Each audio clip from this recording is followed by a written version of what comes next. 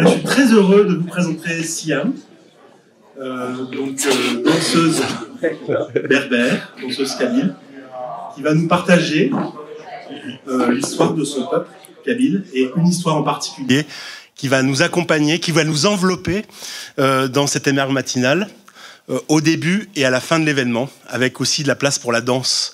Voilà, je la remercie, je lui laisse la parole.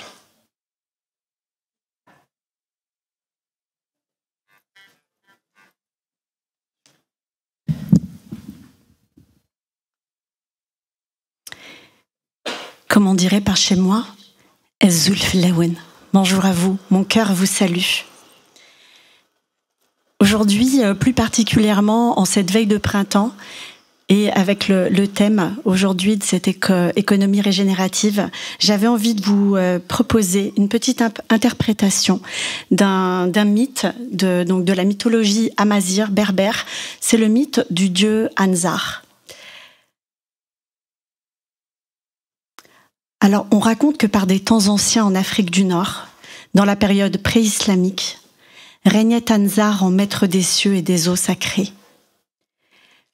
Un jour, ce dieu de la pluie aperçut une belle jeune femme nageant nue dans la rivière. Subjugué par sa beauté, il tomba instantanément, fou amoureux, et se présenta à elle sous la forme d'un éclair. Ô toi plus belle que la lune au reflet d'argent, accepte cette union sacrée de la terre et du ciel que je veux t'offrir. Je t'en supplie, maître des eaux, au front couronné de corail. Je le sais, nous sommes faits l'un pour l'autre, mais je redoute le qu'en dira-t-on. Alors apeurée, elle se refusa à lui, se demandant comment elle, femme terrestre, pourrait s'unir avec lui, un dieu céleste. Anzar, éconduit, se mit alors à assécher la rivière et cessa de déverser ses pluies, providence,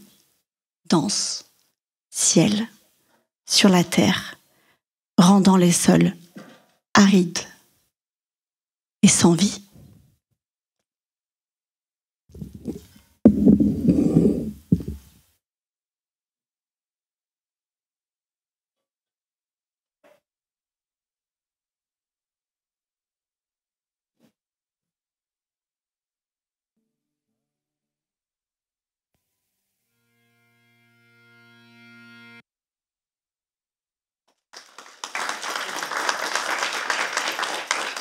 Alors, écoutez, bienvenue pour ce 15e émerveillement matinal.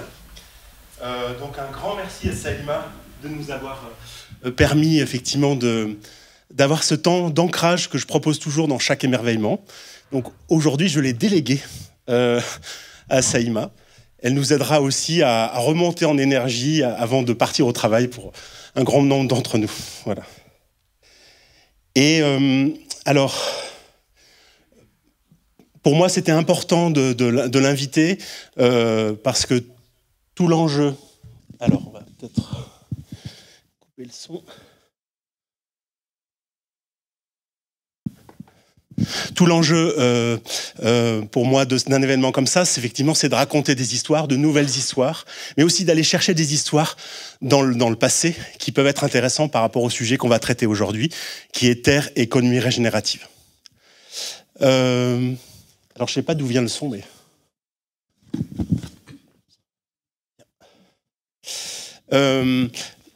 Un grand merci d'abord à mes fidèles partenaires, donc Esprit d'Essence et Zadigacité qui nous invitent dans ce lieu magnifique. Il y a Violaine qui est là, au fond, qui représente aussi... Olivier, ne pouvons pas être là. Mangrove, Céline Varenne-Souchon, aussi partenaire de cœur de cet événement. Et puis, mes partenaires techniques, Muétique et Hirondelle Process pour le graphisme. Voilà, avec Alexis et Axel. Aujourd'hui, il ne faudrait pas que j'oublie un partenaire important pour moi, qui est Archipel Kiosé. Pourquoi? Parce que l'Archipel Chiosé, c'est mon collectif d'indépendants de cœur. J'ai plein de collectifs, puisque j'ai aussi le CBIOS. Hein. Je sais qu'il y a un représentant qui est en visio aussi. Mais l'Archipel Chiosé, c'est un peu mon collectif de proximité, si je puis dire. C'est des gens qui partagent avec moi la même envie, le même souci, la même philosophie, la même intention d'accompagner le changement dans le sens du vivant. Et c'est cet été, ils ont organisé un séminaire auquel je n'étais pas.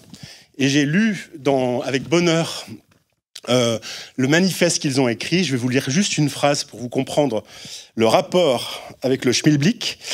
Nous relevons le défi de guider les individus, les organisations et les territoires vers des modèles régénératifs.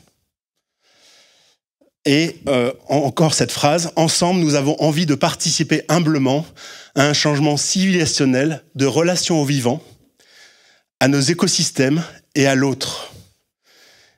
Voilà, c'est pour ça que j'avais envie aujourd'hui de partir de cette idée d'économie régénérative et que j'ai demandé donc à Manon et à Thomas que je vais vous présenter tout à l'heure et qui vont vous faire leur présentation, de parler de la régénération de la Terre. Donc toujours ce réflexe de bio-inspiration d'aller regarder dans le vivant s'il n'y a pas des choses qui pourraient nous inspirer, nous humains. Et parce que je déteste le human bashing, aller regarder du côté des humains s'il n'y a pas des gens qui peuvent nous inspirer. Voilà. Et je trouve que c'est chouette de voir qu'il y a des gens chez les humains qui peuvent nous inspirer. Cet événement matinal, le concept, juste le rappeler, c'est un temps d'intelligence collective aussi, parce que je crois beaucoup à ça. Donc un temps d'ancrage, on l'a vécu, pour accueillir nos cœurs et nos corps, et un temps pour observer le vivant. Donc Manon aura 15 minutes pour nous entraîner à observer le vivant.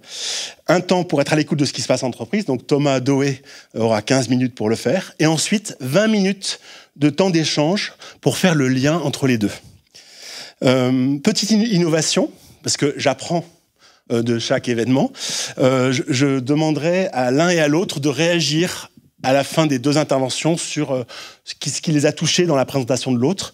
Et après, je vous donnerai la parole pour aussi réagir, questionner, mais aussi dire ce que vous pensez et faire les liens entre les deux présentations, parce qu'en fait, c'est à vous de faire les liens. Il y a aussi des experts du sujet dans la salle.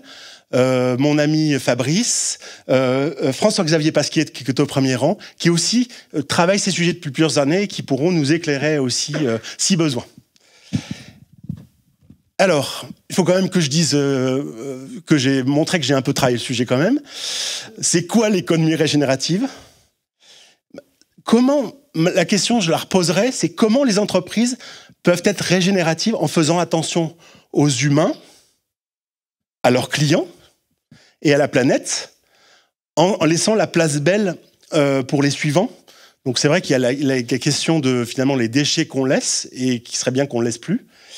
Et aussi des matières qu'on utilise pour nos produits, et en prenant en compte que un certain nombre d'entre nous sont finis, donc c'est la question, et de pas être seulement, et ça je reprends une phrase de Manon, de pas être seulement dans une attitude de réparer les dégâts des autres ou les nôtres. Et donc la question, c'est finalement changer de paradigme pour changer notre vision, notre manière de faire, de produire. Et je pense que vous me connaissez, il y a plusieurs niveaux dans ce que je fais. Je pense qu'il faut aussi que ce soit pas dégénératif pour nous. Donc que nous aussi, on fasse attention à nous et que on a le droit de mourir épuisé, mais bon, on n'est pas obligé, quoi. Voilà. Donc voilà, écoutez, bienvenue à tous et à tous. Bienvenue à tous ceux qui nous regardent, et ils sont nombreux, il y en a même au Japon, à La Réunion, en Suisse et dans toute la France. Bienvenue à tous ceux qui sont en distanciel. Voilà, vous aurez aussi le temps de poser les questions dans le chat. Donc un temps pour tous, pour interroger le vivant, un temps pour respirer, moi le premier, un temps pour s'inspirer et pour faire de belles rencontres, parce que c'est aussi ça, les meilleures matinales, autour de ce thème de régénération de la Terre et économie régénérative. Voilà, c'est parti.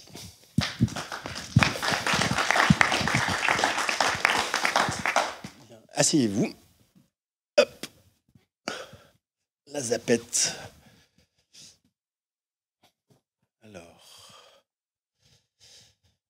Donc, je vais tout de suite commencer. Ah oui, j'ai oublié de vous dire... Pardon. Oui, on va l'allumer.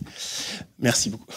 J'ai oublié de vous dire, petite innovation, à côté des viennoiseries et du café, il y a une affiche que j'utilise dans mes séminaires de bio-inspiration. Donc, à la fin du séminaire, si vous voulez dire ce qui vous a touché, ce que vous voulez retenir de ce qu'on a vécu ou ce que ça vous inspire pour votre vie ou pour votre travail ou pour votre organisation, ben vous pouvez le laisser en témoignage, et puis j'en ferai la synthèse sur les réseaux sociaux. Alors, tiens, je te confie pour la suite. Alors, je suis très chanceux, très honoré de vous présenter Manon Poncato. Voilà, je ne sais plus si tu as fait partie de l'archipel Crozet, mais en tout cas, on se connaît dans ce cadre de ce collectif. Juste te présenter en quelques mots, tu es membre de Naturbanisme, je me suis beaucoup entraîné pour le répéter, une association pour la renaturation urbaine. Et ce qui est chouette dans ton parcours, qui m'inspire, ce que j'aurais bien aimé faire le même, c'est après avoir fait une école de commerce, tu as enchaîné avec des études de biologie, et ton mémoire, en fait, tu l'as fait sur l'application des solutions fondées sur la nature. Et dans les modèles économiques, donc voilà, le lien entre les solutions fondées sur la nature dans les modèles économiques, avec l'intention de trouver des financements permettant à des personnes de se mettre au service de l'équilibre de nos écosystèmes. Aujourd'hui, tu vas nous parler de la régénération de la Terre. Et ben, merci à toi. Merci Alexis. Alors, je travaille effectivement à régénérer les sols, et pas n'importe lesquels, les sols urbains. Parce que justement, ces sols, ils ont longtemps été considérés comme un simple support de culture, quelque chose sur lequel on marche, et pas forcément quelque chose de vivant, contrairement au sol agricole où il y a un enjeu de fertilité pour pouvoir produire. Et donc, ces sols ont été quand même bien malmenés, notamment ont pu absorber énormément de polluants. Et on se retrouve aujourd'hui avec l'envie de mettre plus de nature en ville, mais des sols qui sont pas forcément propices à ça, et encore moins à pouvoir faire des projets d'agriculture urbaine. Donc, mon métier aujourd'hui, c'est de venir sur les projets en amont, analyser les sols, voir qu'est-ce qu'ils ont comme problème, et derrière, trouver des solutions fondées sur la nature pour essayer de les revitaliser. Et pourquoi je travaille avec des solutions fondées sur la nature ? C'est parce que je considère que quand on vient mettre en place des conditions favorables aux vivants, peu importe notre action, peu importe si ça prend du temps, ce sera forcément bénéfique pour l'ensemble de l'écosystème. Donc en ça, notre action reste intéressante à mettre en place, là où souvent on peut se dire qu'il vaut mieux laisser faire. Donc, pour régénérer un sol, il y a plusieurs étapes importantes. Et c'est de là que la méthodologie peut être inspirante. D'abord, il est important d'identifier les toxiques, donc justement les pollutions, vraiment les caractériser, notamment connaître leur seuil, leur teneur, pour pouvoir réussir à savoir si elles sont toxiques ou pas. Comprendre comment elles se constituent, parce que c'est en comprenant comment elles se constituent que derrière, on peut trouver des solutions naturelles pour les adresser. Après, il y a un grand champ de connaissances qui se trouve dans la science, et lui, il faut aller l'explorer. Parce qu'en fait, aujourd'hui, il y a beaucoup de connaissances qui existent sur le traitement des pollutions par des solutions naturelles, mais très peu de personnes qui les appliquent finalement. Et il y a aussi des systèmes de régulation naturelle qui se mettent en place, mais ça, je vous en parlerai plus tard. Une fois qu'on a cette connaissance, qu'on sait qu'il y a certaines espèces qui peuvent nous aider à régler le problème, qu'on n'est pas tout seul, eh bien, il est question de les nourrir, en tout cas de les encourager, de les soutenir, ces espèces et leur existence. Donc c'est là où on parle de créer des conditions favorables à ce qu'elles mettent en œuvre, ce qu'elles savent le mieux faire, c'est vivre. Et enfin, il y a une grande étape qui est très très importante, c'est de laisser faire laisser reposer au moment où on a fait un petit peu d'action et qu'on se dit que finalement on a fait un peu tout ce qui était en notre pouvoir. On ne va pas se prendre pour Dieu, on ne peut pas forcer le vivant à exister. Donc là, il y a un grand moment de repos à laisser faire et ne pas être trop exigeant sur les résultats. Mais ces résultats, n'empêche, c'est important qu'on puisse les mesurer parce que sinon, derrière, on ne peut pas savoir si... Enfin, la réponse scientifique ne peut pas être vraiment juste si on n'a pas idée de ce qu'on a fait et l'existence de ces espèces. Est-ce qu'elles ont vraiment un impact ou non sur ces pollutions? Et c'est ça que je vais vous expliquer. Donc, lorsqu'on travaille sur l'analyse de sol, déjà, il est important de partir d'analyse de labo et de réussir à visualiser leur impact.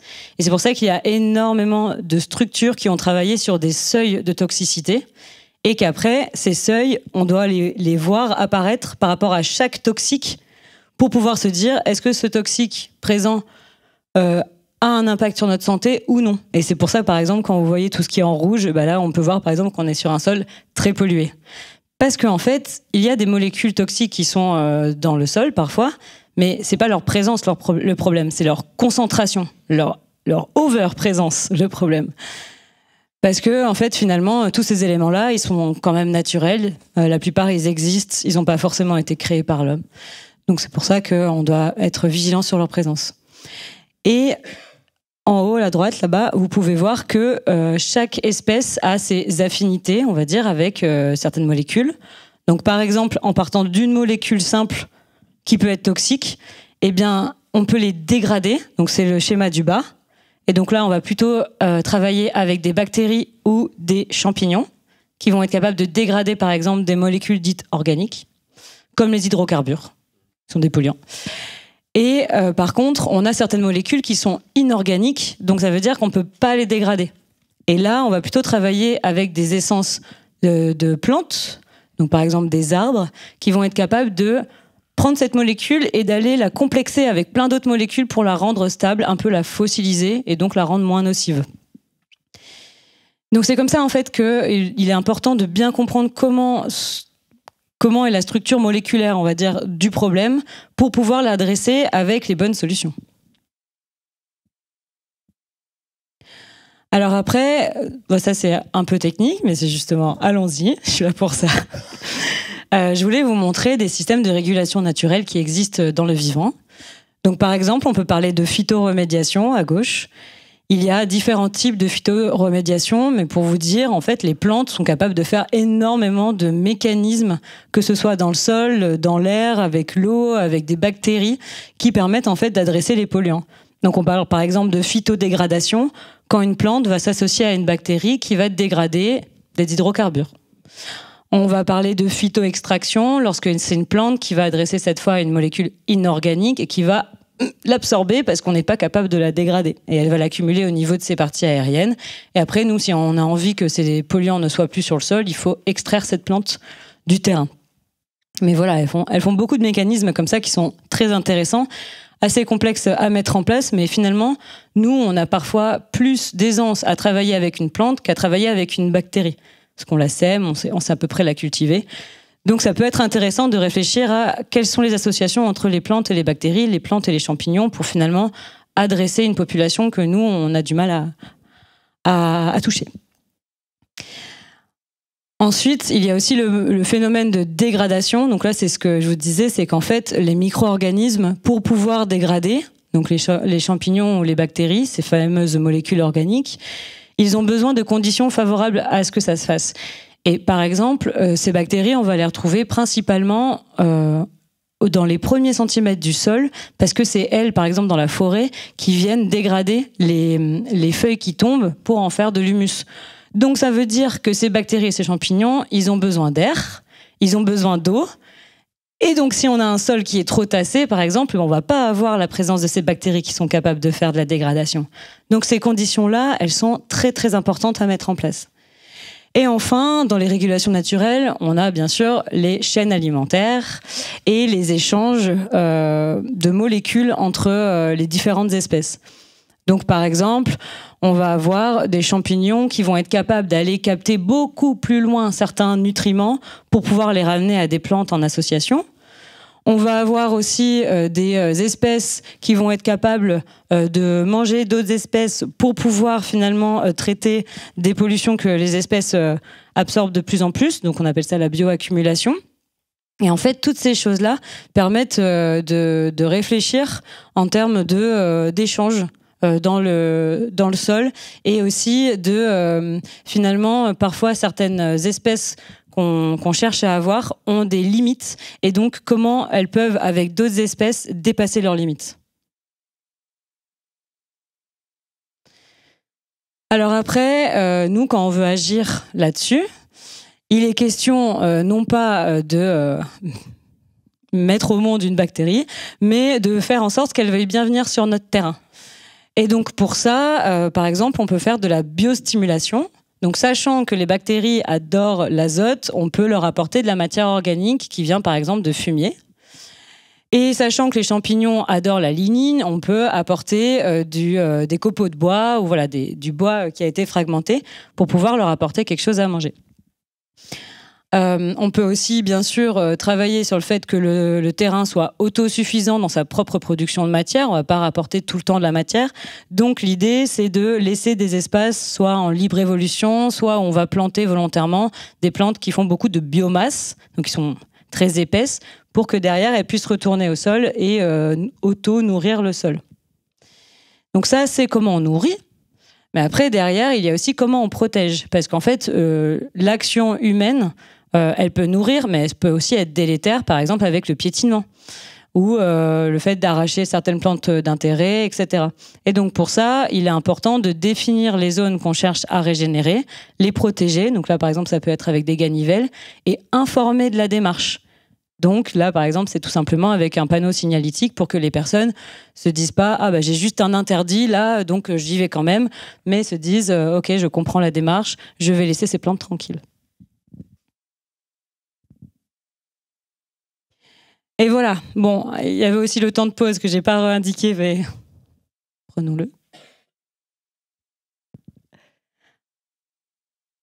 Quand on a fini ce temps de pause, qui est très très long, parce qu'en fait, une fois qu'on a mis en place les conditions favorables, c'est pas fini. Là, il est question d'attendre plusieurs années. Eh bien, on peut mesurer et ajuster. Donc, par exemple, l'ADEME suggère d'avoir des mesures tous les 3 ans. Parce qu'en fait, on peut les faire chaque année, mais on va peut-être pas observer de changement. Et donc, ça peut vraiment décourager certaines démarches. Et quand on parle d'ajustement, c'est que parfois, en voulant bien faire, on a voulu nourrir, mais on a peut-être créé des excès dans le sol. Et ce qui se passe, c'est que les nutriments dans le sol s'équilibrent. Donc parfois, un excès crée une carence ou une incapacité d'assimilation de certaines plantes sur d'autres éléments. Et donc, il faut réussir à redoser, à remettre en place certaines conditions. Donc, en fait, ne pas se dire que parce qu'on a agi une seule fois sur des conditions favorables, eh bien, elles seront suffisantes pour toujours. C'est important parfois de réajuster un petit peu ces choses-là. Et quand je parle de se réjouir, c'est que, en fait, il y a un indicateur qui est absolument génial et exponentiel dans la nature, c'est le retour de la biodiversité.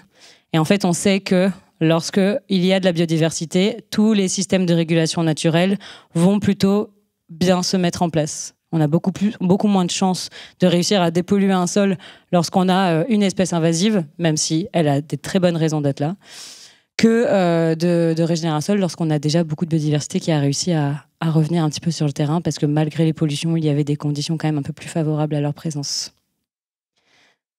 Voilà, je crois que j'ai terminé. Je ne sais pas si j'ai mis 15 minutes. Merci beaucoup. On reviendra vers toi, t'inquiète pas. La zapette pour toi. Alors maintenant, laissez-moi vous présenter, d'abord un grand merci à toi Manon, et puis laissez-moi vous présenter Thomas Lemal. Donc Thomas Lemal, qui es-tu ? Je pense que un certain nombre d'entre nous le connaissent peut-être. Tu es marié, père de 4 enfants, entrepreneur du changement depuis 2015, donc bientôt 10 ans maintenant. Nous, on est amis depuis plus de 23 ans, c'est quand même ça, c'est pas mal. Et tu as cofondé OE, donc OE, que vous connaissez peut-être, la marque activiste du vin, qui vise à transformer l'agriculture, la consommation et l'entreprise au service du bien. Je n'en dis pas plus sur OE, et voilà, je te laisse nous présenter comment, justement, vous vivez ce chemin du régénératif chez OE.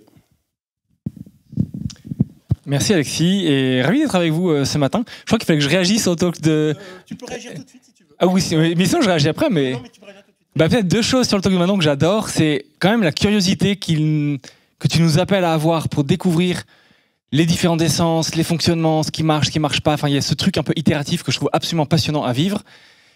Et tu mentionnais la question du temps, et quand on se parle, les glaciers fondent. Il y a urgence, on en est tous plus ou moins conscients, et pour autant, il faut réussir à prendre le temps. Et ce truc-là, je trouve qu'il est dur à vivre, et en même temps nécessaire. Et voilà. Merci pour ça. Donc en effet, je suis Thomas, je suis le cofondateur d'OE.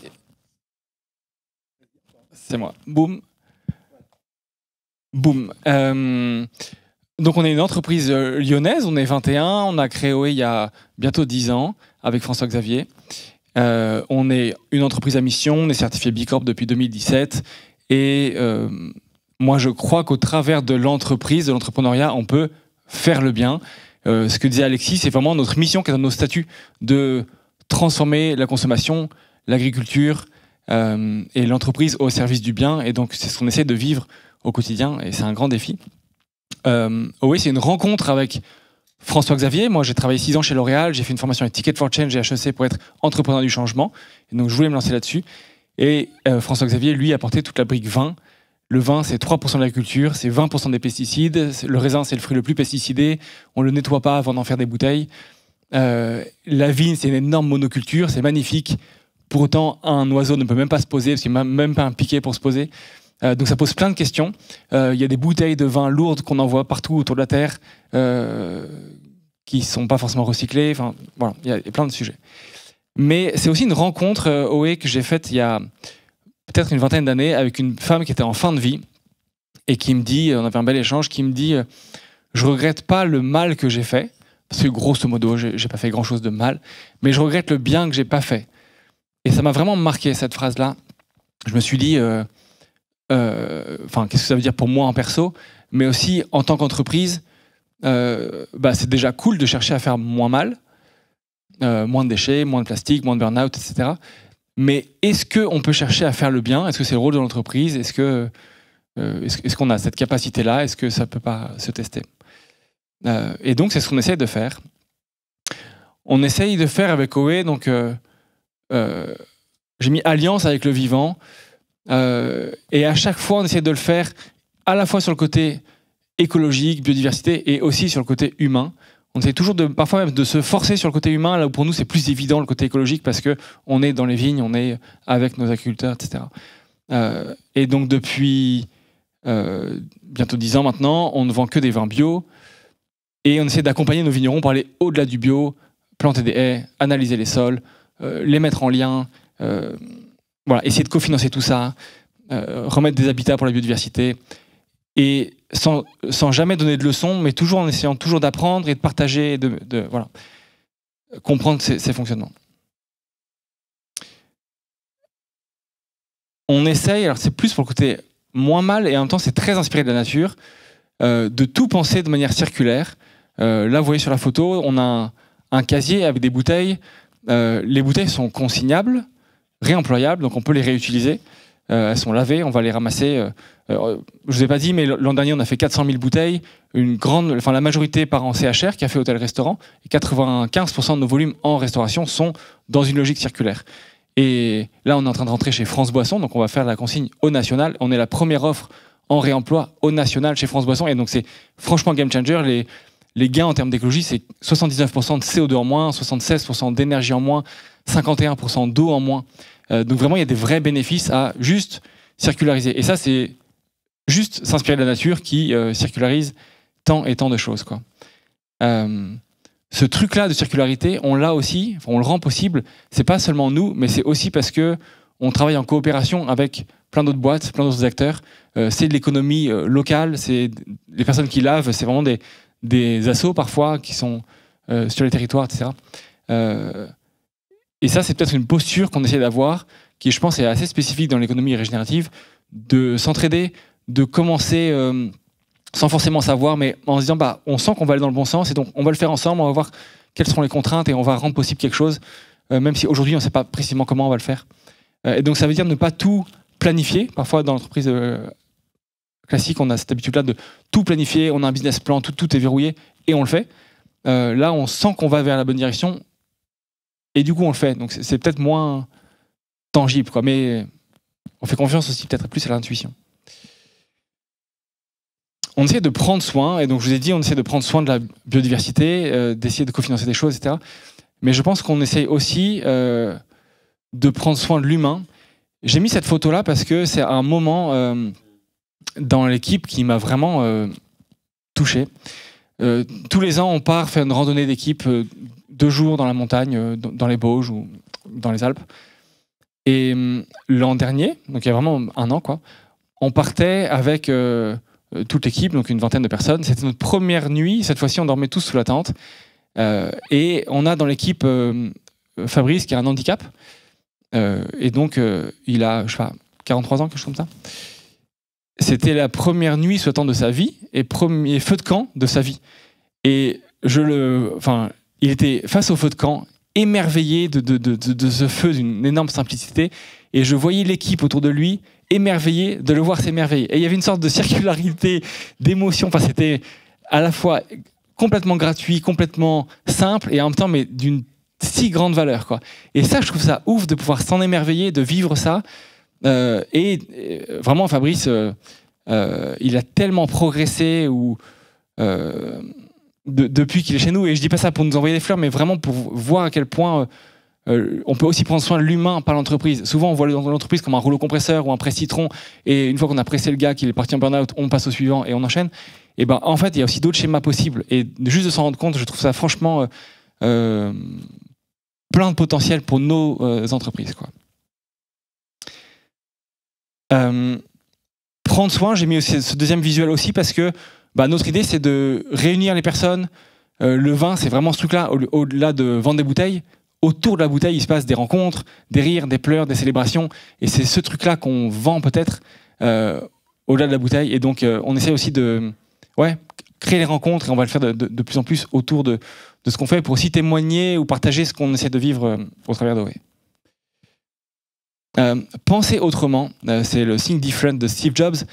On essaye de penser autrement dans le sens où souvent on va voir des partenaires ou des clients et on leur dit c'est quoi vos défis, comment est-ce qu'on peut essayer d'y répondre, quels sont vos déchets, est-ce qu'on peut pas en faire quelque chose, penser autrement dans le sens où mon but c'est pas forcément de vendre toujours plus, vendre c'est peut-être plus le fruit de la relation qu'on va créer avec les partenaires.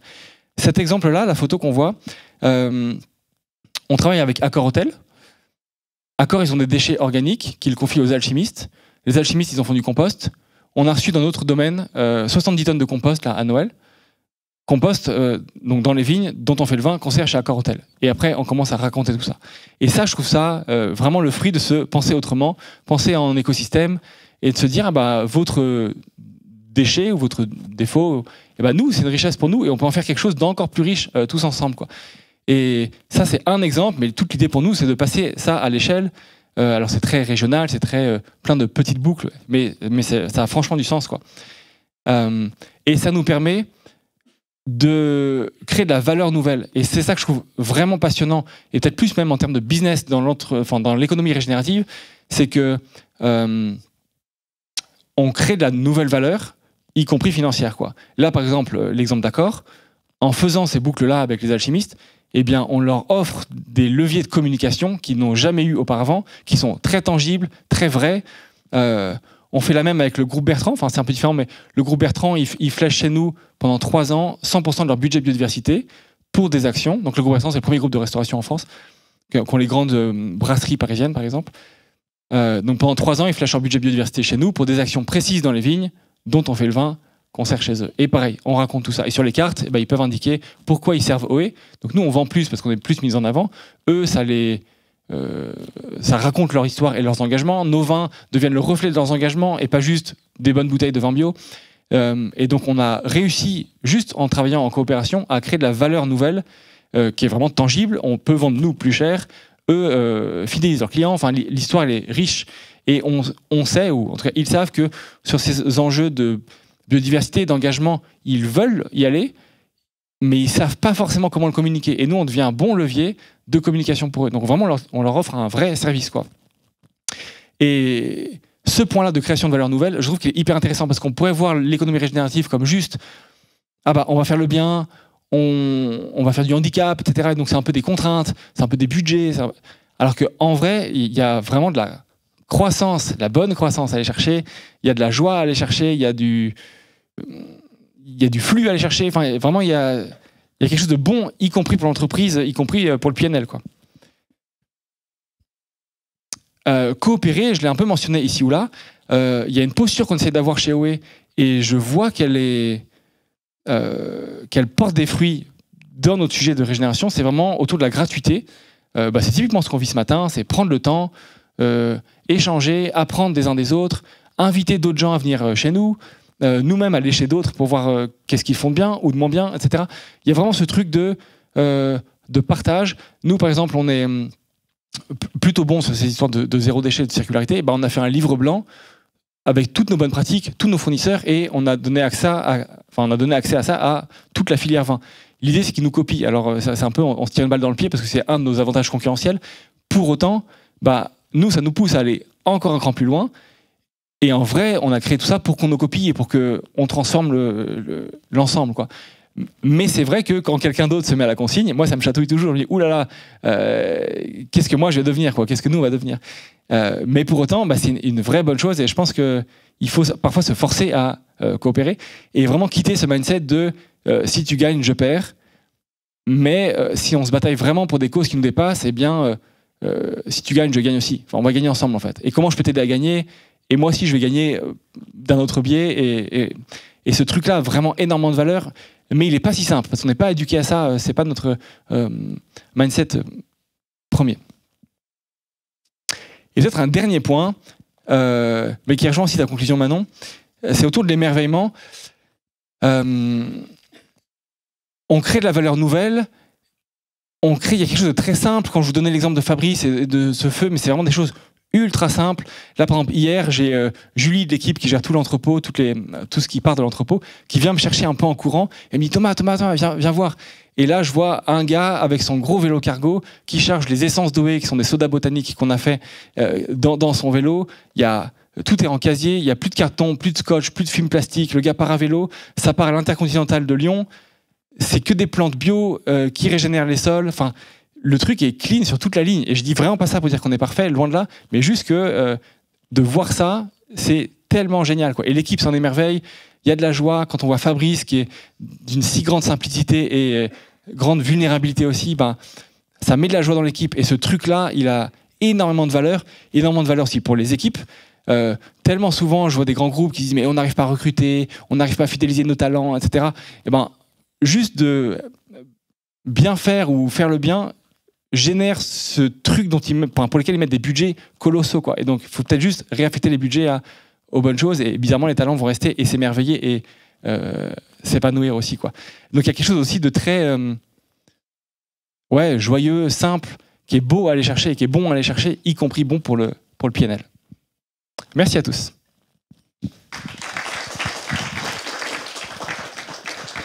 Un grand merci. Du coup, est-ce que tu veux réagir ? Oui.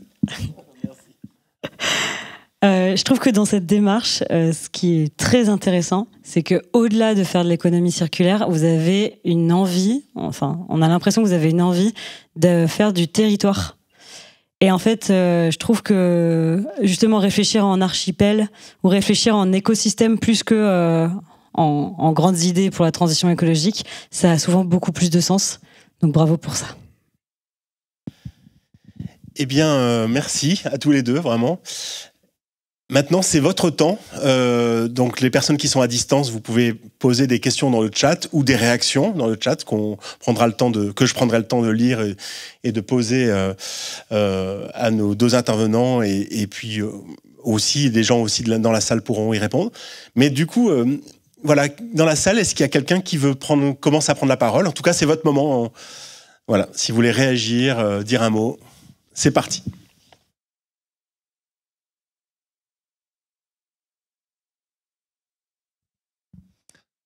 Bonjour à... Bon, ça marche? Ouais. Bonjour à tous les deux, bonjour à tout le monde. Merci pour vos interventions, Guillaume de l'Archipel Kyosei. Moi, je travaille avec les entreprises beaucoup sur l'économie circulaire et l'idée, c'est d'essayer de convaincre et de faire comprendre que ça a des co-bénéfices économiques. Alors, tu nous parlais de PNL, mais est-ce que tu as des exemples plus concrets sur OE ou autres d'ailleurs qui permettent de prouver que ça marche, effectivement, et qu'on peut concilier économie, pérennité économique et écologie? Ouais, bonne question, merci beaucoup. J'ai plusieurs exemples concrets. Par exemple, premier, très très simple. Sur nos vins, il n'y a pas de capsule. Vous savez, la capsule sur le vin, en fait, c'est pas de l'aluminium, c'est du complexe d'aluminium. C'est la colle du PVC et de l'alu mélangé, ça se recycle pas. Nous, on l'a enlevé. Il y a des milliards de capsules qui partent tous les ans sur le marché. Rien que de l'enlever, on gagne quelques centimes et donc c'est plus rentable. Quand on bosse sur le zéro déchet, il n'y a plus de carton, on gagne, je sais pas, 20 centimes et du coup, on n'est plus rentable. Il y a ça. Sur la circularité, donc on est les premiers dans le vin à avoir relancé la consigne. Au début, ça nous coûtait, et en temps et tout en achat, les volumes étaient petits, rien n'était optimisé, etc. Déjà maintenant, depuis 1 an, nos bouteilles lavées nous coûtent moins cher que les bouteilles neuves, donc on n'est plus rentable. Voilà. Et des exemples comme ça, on pourrait en trouver plusieurs. On ne serait pas rentré chez Accor-Hôtel si on n'avait pas toute cette dynamique-là. Le vin, c'est un marché qui est complètement saturé, et donc d'apporter de la circularité, de la régénération, etc., nous permet aussi de rentrer dans des nouveaux marchés. Alors, c'est pas forcément le sujet de rentabilité, mais plus de chiffre d'affaires, de croissance. Voilà, c'est des exemples.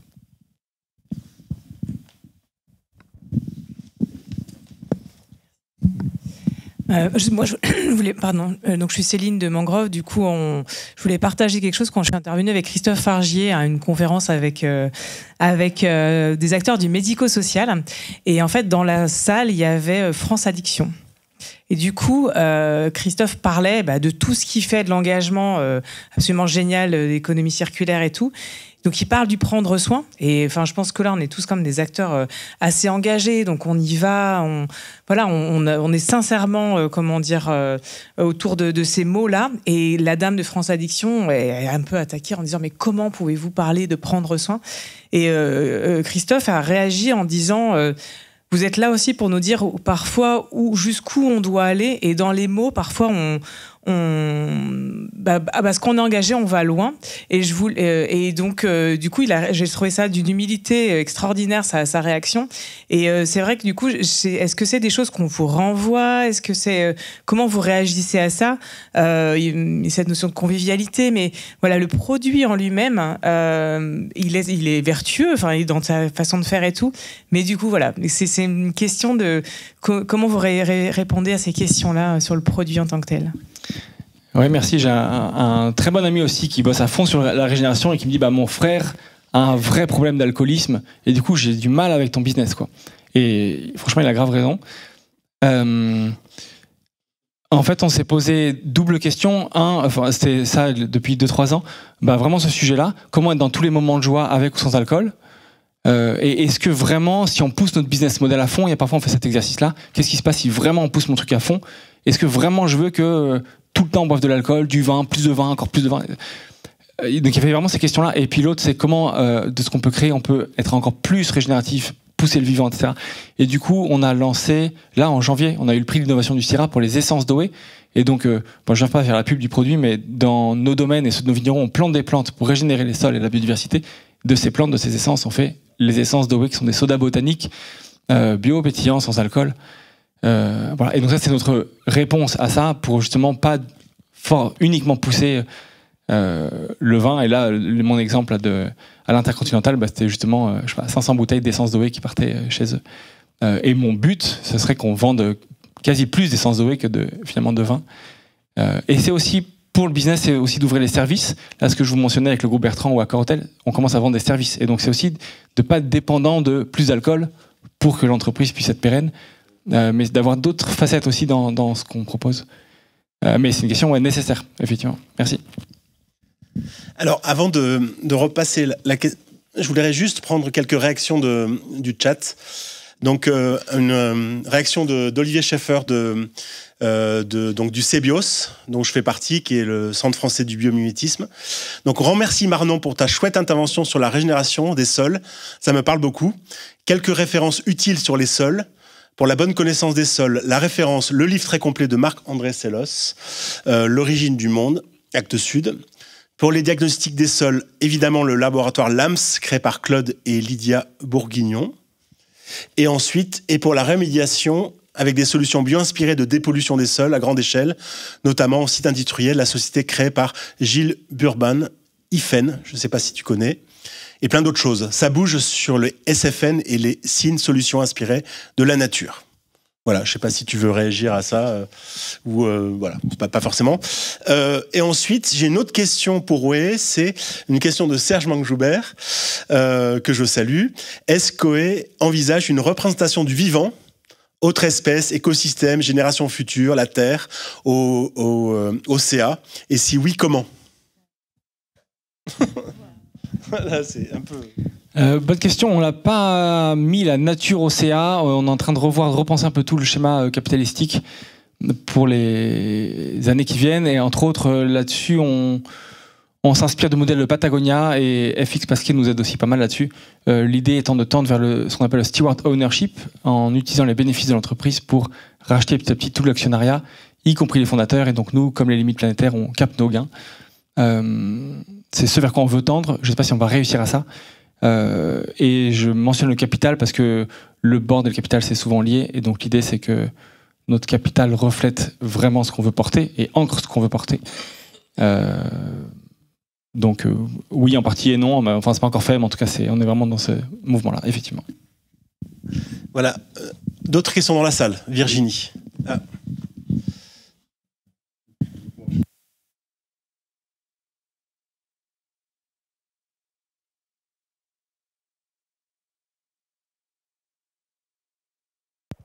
Oui, c'est bon. Alors d'abord pour dire que j'ai bien apprécié l'intervention de Manon. Donc je suis Philippe Neymarck, je travaille à la DRETS. Donc j'ai apprécié l'intervention de Manon, surtout dans sa capacité, dans la démonstration qu'elle a faite de la capacité du sol à être robuste. Donc cette notion de robustesse, je fais référence à Olivier Amand, que vous connaissez sans doute. Voilà, donc cette notion qui est en fait de robustesse, moi que j'ai compris ça, c'est le temps et l'équilibre. Voilà, on fait un peu avec les deux. Et là, je renvoie à Thomas. Comment tu gères, parce que toi aussi, ton modèle, il est robuste. Enfin, mais malgré tout, tu es dans une entreprise et il te faut être un peu performant. Il faut pouvoir. Comment tu gères le temps, qui est, me semble-t-il, c'est toi qui as posé la question tout à l'heure. On n'a pas de joker, c'est ça. Vous mettez le doigt sur une question qui est rude pour nous, mais qui est vraiment très vivante, qu'on essaie de vraiment prendre par les cornes, quoi. À la fois, il y a urgence climatique et on veut être nerveux là-dessus. En même temps, on est dans le cycle de saison, et donc des exemples très concrets, tous nos tableaux, tous nos suivis, on n'est pas en T1, T2, T3, T4, mais printemps, été, automne, hiver, et mine de rien, on met de la saison un peu partout. On doit être performant, c'est vrai, en tout cas en ce moment pour bien être à l'équilibre, pour que la boîte fonctionne, etc. Et en même temps, peut-être la posture qu'on veut avoir, c'est de ne pas chercher l'exponentiel, l'ultra-croissance, le toujours plus, mais de construire intelligemment. Et donc parfois ça prend plus de temps. Pour autant, le monde du vin est bien chatouillé, et donc c'est vrai que on essaie d'être très performant sur lancer des essences, parce que c'est aussi d'autres marchés pour nous, d'autres relais de croissance ou de stabilité. Mais c'est vraiment un sujet qui est pas simple, surtout en start-up. J'ai l'impression que c'est plus simple pour peut-être une entreprise qui est plus installée, qui est plus peut-être équilibrée. J'ai l'impression, peut-être que je dis ça parce que j'y suis pas, donc la baie plus verte en face. Et peut-être un point, c'est qu'on en parle beaucoup, pour essayer de voir qu'est-ce que ça veut dire pour nous, comment, est-ce qu'il y a des sujets où il faut être ultra performant et des sujets où on peut prendre plus de temps. Tout n'est pas forcément mis à la même enseigne, quoi.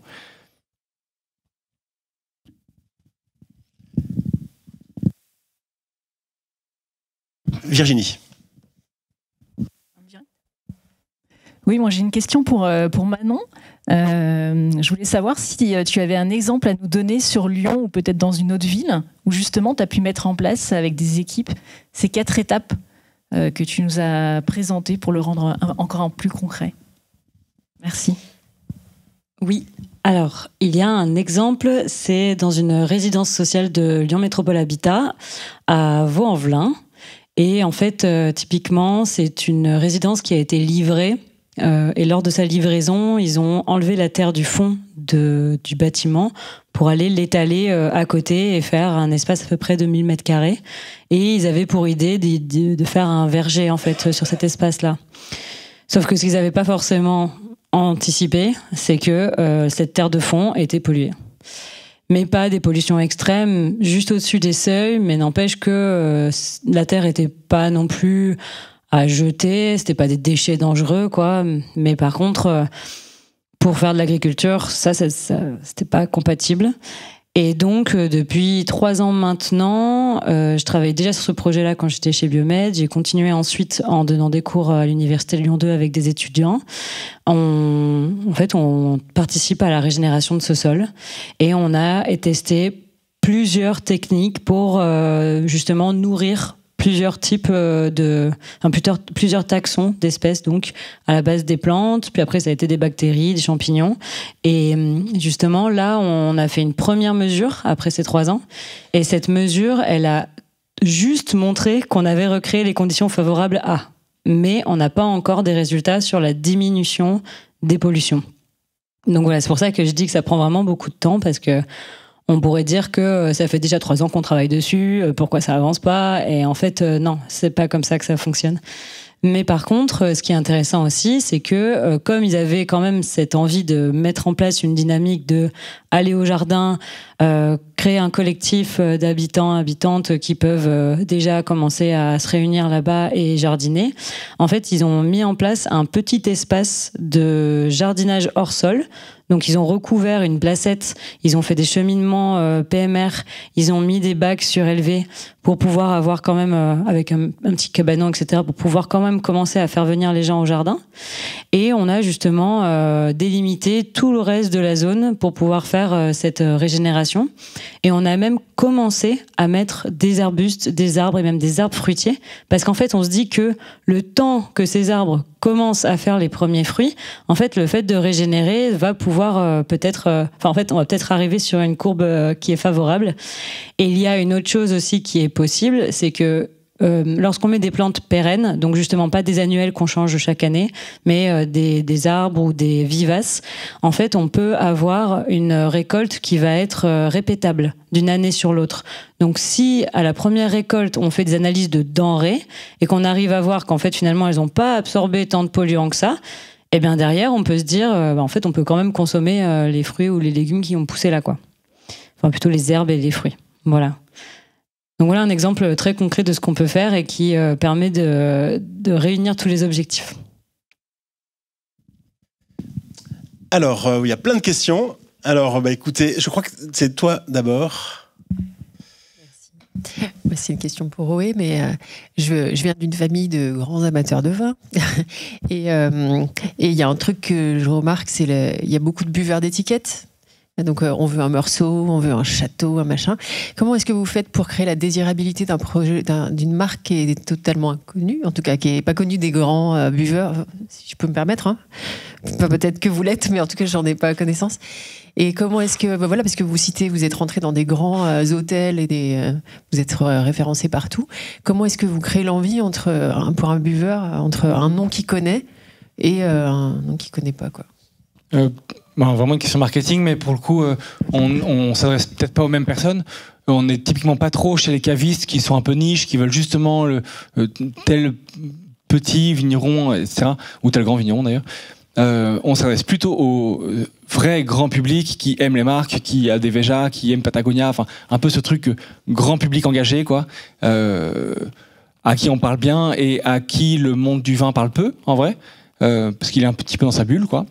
Et on essaie de marketer ça sur les réseaux, essayer de raconter tout ce qu'on fait sur les réseaux. On peut scanner la bouteille, puis il y a directement le vigneron qui vous parle. Enfin, on a toute une expérience comme ça qui parle plus à la jeune génération, et des énormes guillemets, plutôt qu'aux ultra experts du vin.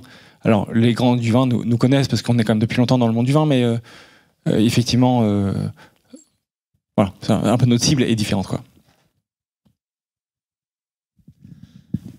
Axel ?